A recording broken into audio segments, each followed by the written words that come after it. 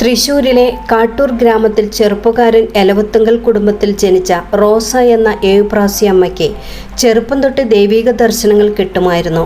9-ാം വയസ്സിൽ മാതാവ് വെളിപ്പെടുത്തിയതുപോലെ സന്യാസ ജീവിതം നയിക്കാൻ അവൾ തീരുമാനിച്ചെങ്കിലും കർക്കശക്കാരനായ പിതാവ് വിവാഹത്തിന് നിർബന്ധിച്ചു.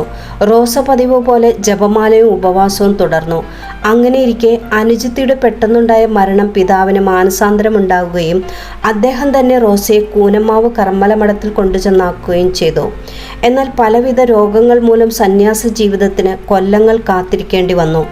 ഒരിക്കൽ മരണകരമായ രോഗം ബാധിച്ച് അവൾ മരിക്കുമെന്നെല്ലാവരും കരുതി. അന്ന് തിരുക്കുടുംബം പ്രത്യക്ഷപ്പെട്ട് അവൾക്ക് രോഗസൗഖ്യം നൽകി. അങ്ങനെ അമ്പഴക്കാട് മഠത്തിൽ വെച്ച് സഭാവസ്ത്രവും ഏവുപ്രാസിയ എന്ന പേരും സ്വീകരിച്ചു. ഒല്ലൂർ മഠത്തിൽ വെച്ച് നിത്യവ്രത വാഗ്ദാനവും തുടർന്ന് സുപ്പീരിയർ സ്ഥാനവും ലഭിച്ചു. ചലിക്കുന്ന ജപമാല, സക്രാരുടെ കാവൽക്കാരി എന്ന് വിളിച്ചിരുന്ന അമ്മയ്ക്ക് ഒരിക്കൽ ശുദ്ധീകരണ സ്ഥലം ദർശനമുണ്ടായി. ആത്മാക്കളുടെ രക്ഷയ്ക്ക് വേണ്ടി പ്രാർത്ഥിക്കണമെന്ന് ഈശോയുടെ സ്വരവും അമ്മയുടെ ഉറക്കം കെടുത്തി.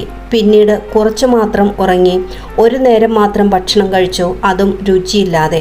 അങ്ങനെ അവളുടെ ജീവിതം ഒരു ദഹന ബലിയാക്കി മാറ്റി.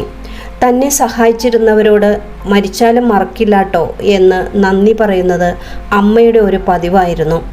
മരണശേഷം മൃതദേഹം തുടച്ച തുണിക്കും കുഴിമാടത്തിനും അവിടെ വെച്ചിരിക്കുന്ന ഫോട്ടോയ്ക്കും ഓരോ കഥ പറയാനുണ്ട്. വിശുദ്ധ ഏവുപ്രാസി അമ്മേ, ഞങ്ങൾക്ക് വേണ്ടി അപേക്ഷിക്കണമേ. ആമേൻ.